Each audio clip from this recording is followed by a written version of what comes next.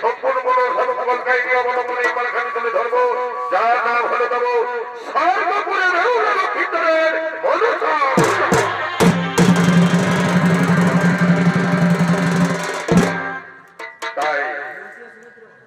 তাই তো ওদিকে মহানন্দিত ভাই একদিন অবসরে বড় সাত প্রাঙ্গণে দেব সর্বাখ্যাত লক্ষ্মীন্দরের ভাই লক্ষ্মণ। আর সেই লক্ষ্মীন্দরকে ওরার মান্না ছিল এই বেহুলা ভাবতে ভাবতে দেবো ডুবিয়ে দিয়ে জলে জলে ভাবতে ভাবতে দেবো কিনারা এসে দেখলেন। এসে পরে তারে দর্শন হরতম নেতায় ধনীদের সাথে তার দুঃখ প্রকাশ করে নেতায় ধনী তার দুঃখ সহ্য করতে না পেরে সেই বেহুলার মৃত স্বামী এবং বেহুলাকে লইয়ে দেবো সর্বপুরে করলেন আগমন। আর সর্বপুরে আগমন করে সেই বেহুলাকে তবে সুযোগ দিলেন স্বর্গের দেব সভা থেকে করেছিলেন আগমন।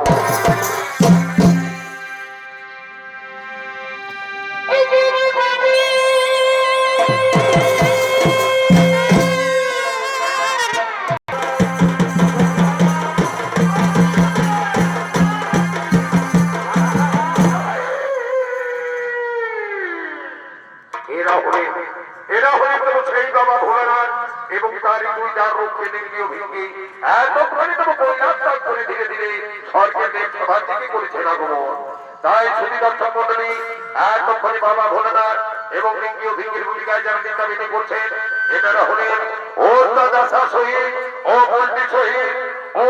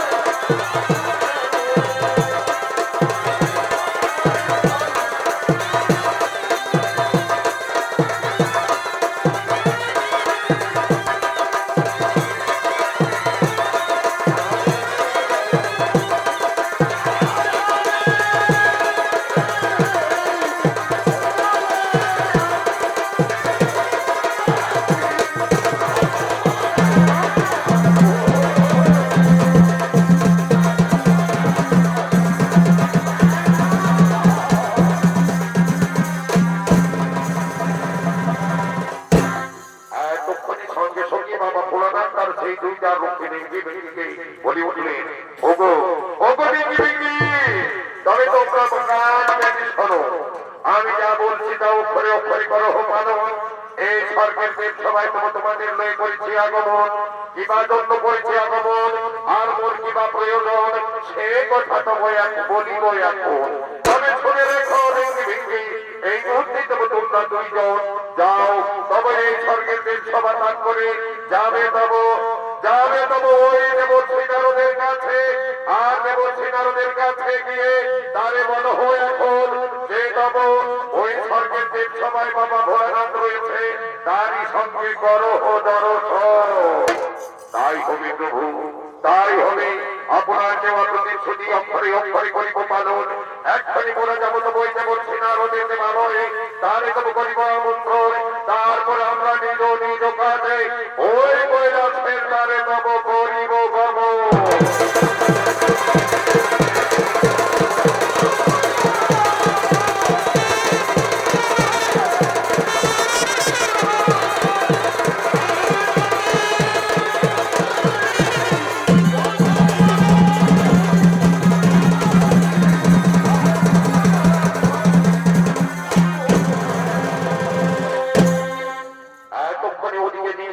বাবা ভোলানাথের কথাই তো দেবশ্রী নারদের দেবালয়ে গিয়ে তারে তবু করিলেন আমন্ত্রণ।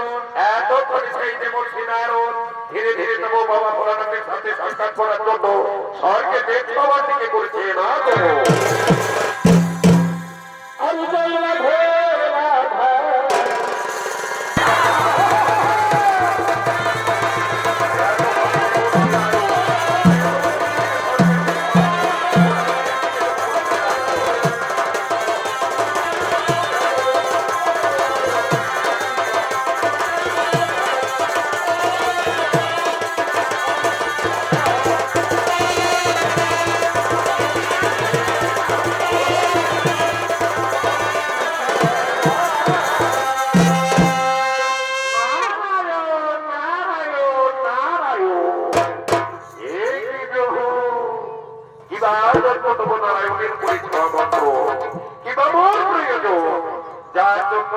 স্বর্গের দেব সবাই মনে করিত হইয়াছে আগমন।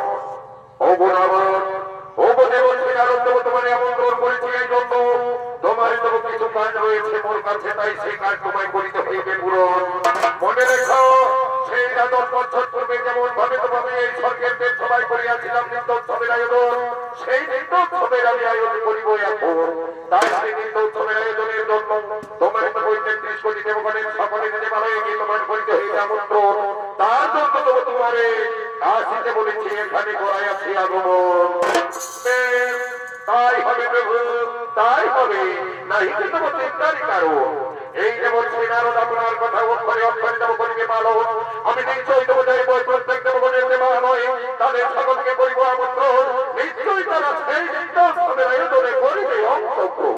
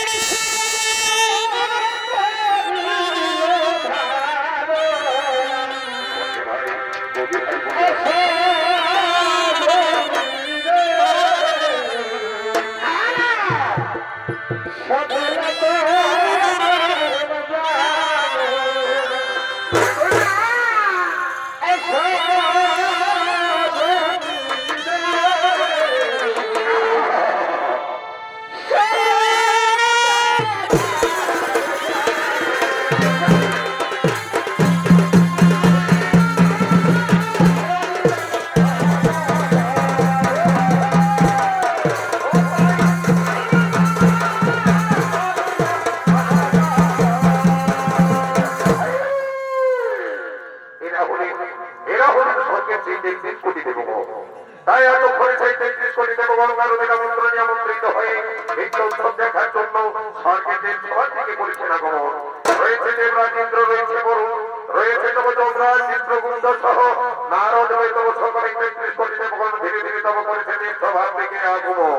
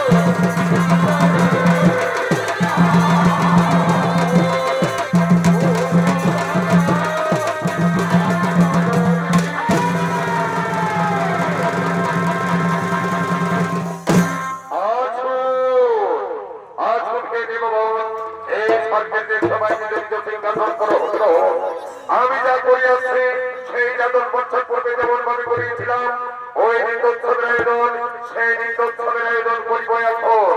তাই তোমরা নিজ নিজ সিংহাসন করো গ্রহণ। আর একখানি নর্তকীগণ আসবে তব সেই নৃত্য উৎসবের আয়োজনে করিতে অংশগ্রহণ। তাই ওদিকে সেই স্বর্গের নর্তকীগণ ওই রম্ভা তিলোত্তমা এবং সঙ্গে রয়েছে তব ওই ভদ্রলোক থেকে আসা বেহুলা। তাই সে বেহুলা তার প্রতি প্রাণ ফেরানোর জন্য একক্ষণে ওই স্বর্গের অক্ষরীদের সঙ্গে নৃত্য কলা কৌশল দেখিয়ে দেবতাদের মনে আনন্দ দিয়ে তার স্বামীর প্রাণ ফেরাবে এই আশা আকাঙ্ক্ষা নিয়ে ধীরে ধীরে নৃত্য করার জন্য নর্তকীদের সঙ্গ করেছেন আগমন। Ah!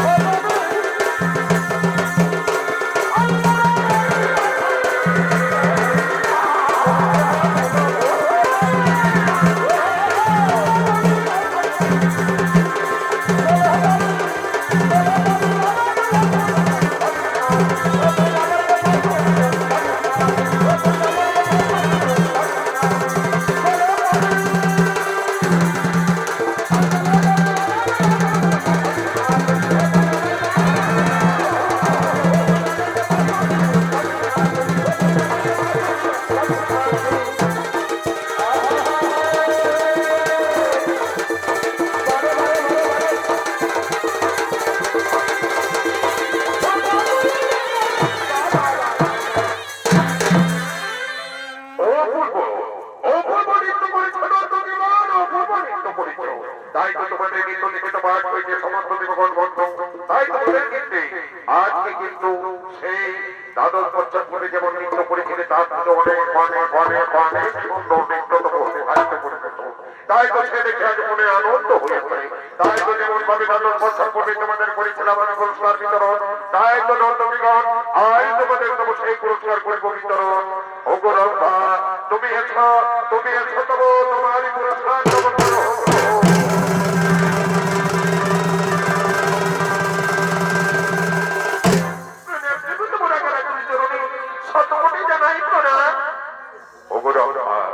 তুমি দীর্ঘজীবী হও, তুমি দীর্ঘজীবী হও, তুমি যুগে যুগে তব মনে রেখো, তুমি এই যুগে যুগে তব চিরদিনের মতো তুমি এই স্বর্গপুরে নর্তকের ভূমিকায় নৃত্য করে যাবে। দেবী তব দেবতাদের মনে আনন্দ, এই রইল আশীর্বাদ। এখন তব তুমি করো তব এই প্রাপ্য পুরস্কার গ্রহণ।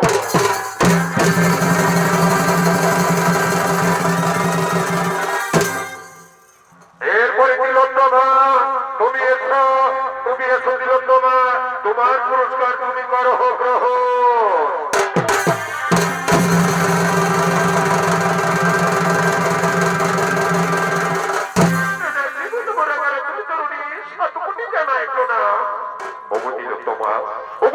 তুমি দীর্ঘজীবী হও, তোমাকে দেবো আমি যুগে যুগে এই বর দিচ্ছি, তুমি যেন এই সর্বপুরের দেবালয়ে নৃত্য করে দেবতাদের মনে আনন্দ দিতে পারো। এই পরিণাম তোমারই আশীর্বাদ।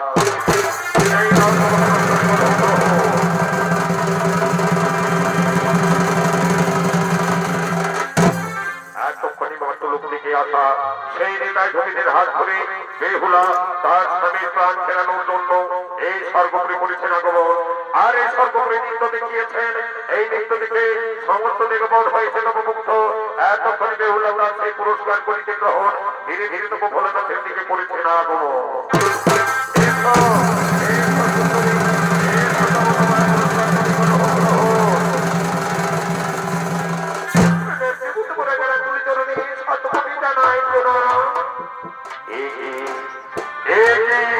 তোমার তো কখনো কোনোদিন আমি এই সর্বপুরে দেখিনি। কে তুমি? কিবা তবু নাম, কোথায় তবু ধাম, কিবা দণ্ড আছে এত হেথায়।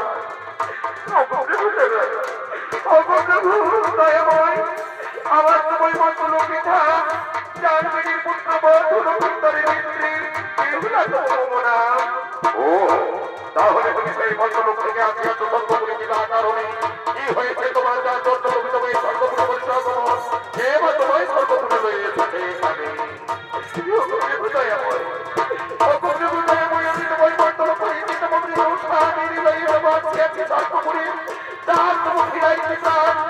আমার মন্দির প্রাণ ফেরানোর জন্য তোমার আপনার কাছে আমি চাইছি ভিক্ষা। তাহলে তোমার পুরস্কার নাই কত প্রয়োজন, তুমি চেয়েছো তবু তোর কাছে ভিক্ষা তোমার স্বামীর প্রাণ, কিন্তু ভাগরে যে বড় কঠিন। এই সর্বপুরে তোমার স্বামীর না জানি তবু বেন্দুরি কারো কেমন করি তবু তোমার স্বামীর আমি ফিরাই দেবো প্রাণ। স্মৃতি অনেক কথা, সেই বিয়ের রাতে ফুলসজ্জার রাতে আমরা ফুলসজ্জায় সজ্জিত ছিলাম, তবু সেই রোমাঞ্চ করে আর সেখানে তবু সুন্দর চিত্র দিয়ে তবু সেই সর্প প্রবেশ করে তবু করেছে মোর স্বামীর কাঞ্চন, সেই সর্প করিতে ছিল পলায়ন। আমি আমার স্বামীর ওই জাতি দিয়ে তবু করিয়াছি তার নিষ্খণ্ড। তোমার স্বামীর সর্পাঘাতে হয়েছে মরণ, তুমি তাহলে সেই সর্পের করে চলে খণ্ড দেখাও, দেখাও বেহুলা দেখাও, সেই সর্পের খণ্ড দেখিয়ে প্রমাণ করাও যে সত্যি সত্যি তোমার স্বামীর তবু ওই সর্পাঘাতে হয়েছে মরণ। তাই আমি এই আন্দোলন খুলে আপনাকে আমি ওই সাপের লিখানা দেখাচ্ছি। তারা আমি তবু সেই সর্পের খানায় এখনো আন্দোলনে রেখে দিতেছে। এই কাছে নিয়ে দেখাও, দেখাও দেখি তোমার খানা। এই দেখুন তোমার সেই সর্পের লেজ এখনো রয়েছে আমার চলে কথা। এই সর্বপ্রথম স্বামী করেছিলাম তো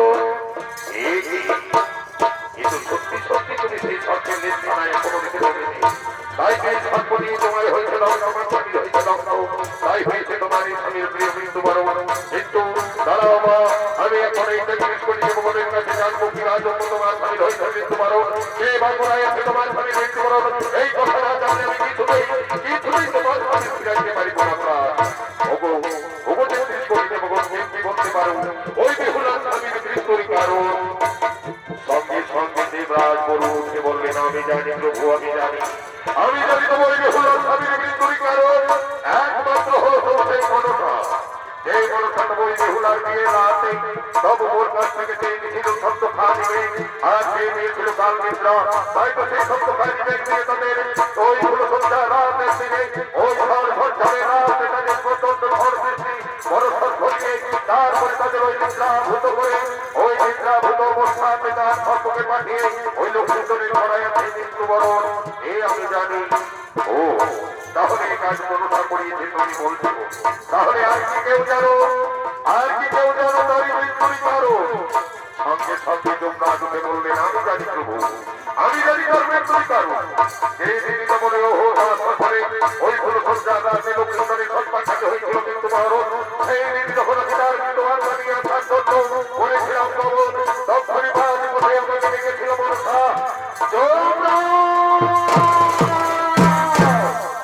যমরাজ বলে আমার লিখিত বই ততক্ষণে আমাকে ঠককে দাঁড়িয়ে আমি তাকিয়ে দেখেছি চলে মনসা। আর মনসা বলে উঠেছিল, ওগো যমরাজ তুমি যেও না, ওই লক্ষ্মীশ্বরের মৃত আত্মা তুমি নিয়ে আসতে পারো না, ওই লক্ষ্মীশ্বরের মৃত আত্মা তুমি নিয়ে আসতে পারো না। আমি মনসা বলছি তুমি এই মাঠ পথ থেকে ফিরে যাও, ফিরে যাও, ফিরে যাও। তাই তো আমি ভেবেছি এ কাজ সম্পূর্ণ মনসাই করেছে। তাই যদি তোমার কথায় সত্যি হয় তাহলে বলো বলো মনসা কোথায় থাকে, কোথায় বা করে বসবাস, তারে তো আমি ঠিকানা জানি না, কেউ কি জানো তার আসল ঠিকানা। সঙ্গে সঙ্গে রাজেন্দ্র বললেন, আমি জানি প্রভু, আমি জানি তার ঠিকানা। ওই মনসা থাকে তব ওই সিধুয়া পর্বতে, সিধুয়া বা সিঁড়ি হয়ে আর সমস্ত সর্বগণের মেয়ে সমস্ত সেখানে করে বসবাস। ও তাহলে সে থাকে সিধুয়া পর্বতে। এসো এসো দেবগণ সমস্ত ব্যক্তি করতে বর্ণিত এখানে ওই রূপিণী বেহুলার স্বামীর প্রাণ ফেরাতে, যার কাছ থেকে আজ আমরা হয়েছি মুক্ত, তাই তো তার স্বামীর প্রাণ ফেরাতে আমাদের বাধ্য, তাই বিড়ম্বনা করে গেছো ওই মনসার তোমরা করি আরাধো। তাই এতক্ষণে ৩৫ কোটি দেবগণ ওই বেহুলার স্বামীকে বাঁচানোর জন্য মনসার আরাধনায় হলেন রত।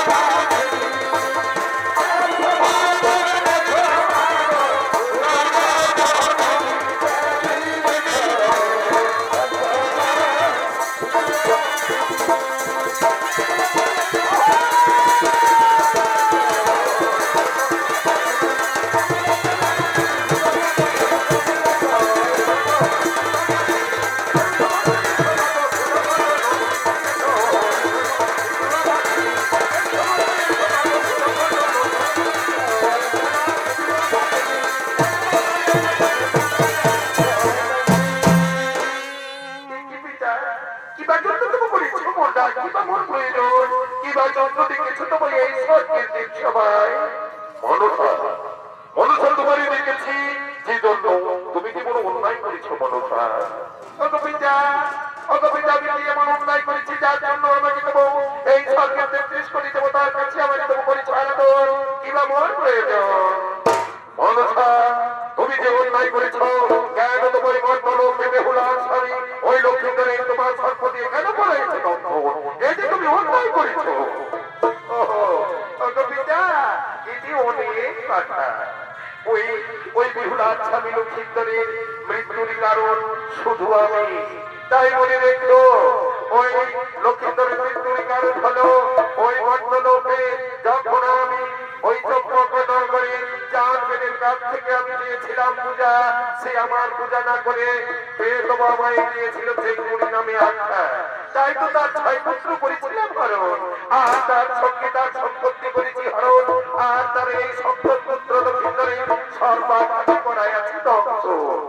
ও তোমার পূজা করেনি বলে তুমি ওই দুঃখীর মেয়েটার কাছ থেকে তার স্বামীকে কেড়ে নিয়েছো, এই বড় অন্যায় করেছো।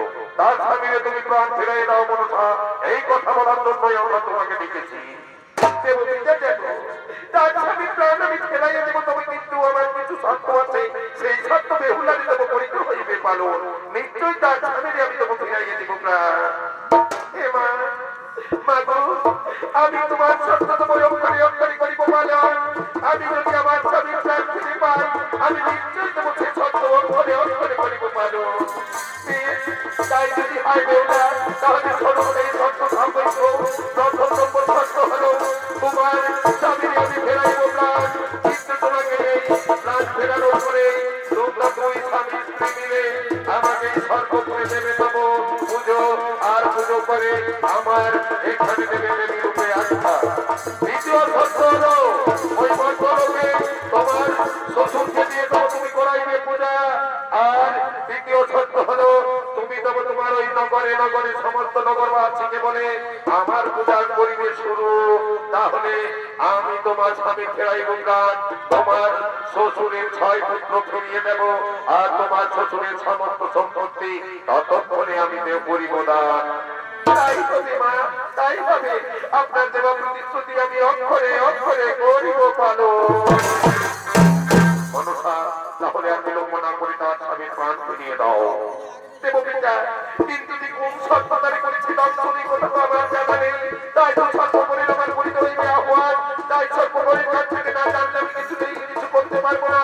যে সর্বদারি করেছে দর্শন নিশ্চয় রইবে তার দেশ খত্তর, এ আমি জানি। তাহলে আমি রমনা করে তুমি সর্বপরির আহ্বান করো। এই সর্বপরি আমরা সকলে দেখবো ওই সর্বতম করেছে তার স্বামীর দর্শন।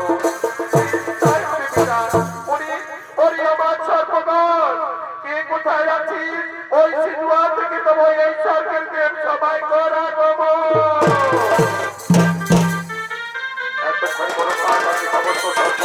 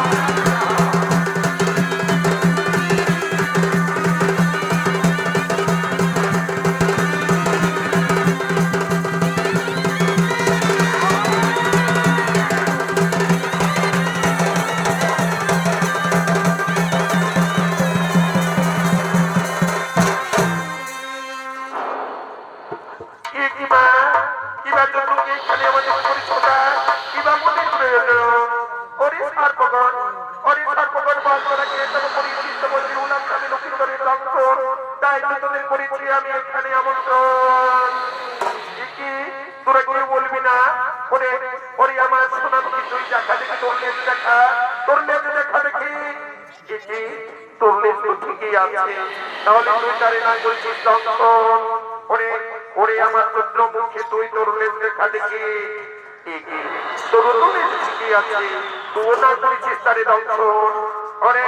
ওরে কাল না গেলে তুই দেখা তবু তোর লেজ দেখি, তোর লেজ দেখি তুই অমর লেজ ফুটিয়ে কেন ঘুরে বেড়াচ্ছিস? খোল খোল তোর লেজ খুলে দেখা। কাল না গেলি তুই তবু করেছিস ওই লোক দংশন। তোমার কথা না করিতে পেরেছি লক্ষণ, তাই তো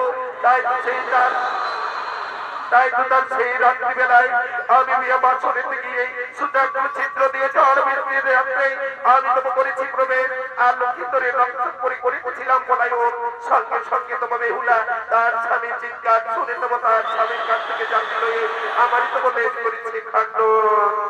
ও ডাকছে, যা তোরা যা, নিজ নিজ স্থানে যা। ওগো ওগো, আমি বেহুলা তোমায় বলছি, ওগো শুনে রেখো তবু, ওগো কান্নাগিরি তুমি শোনো, তুমি আমার স্বামীরে তবু করিয়াছ দর্শন, তাই তুমি স্বর্গপুরে দাঁড়িয়ে আমি তোমারে করিলাম অভিশাপ। যাও, আজ হতে তোমার বিষে দেবো, না হইবে কোন দিনেরই মরণ, তবু তুমি তবু ওই মর্তলোকে করিবে গোড়াগড়ি।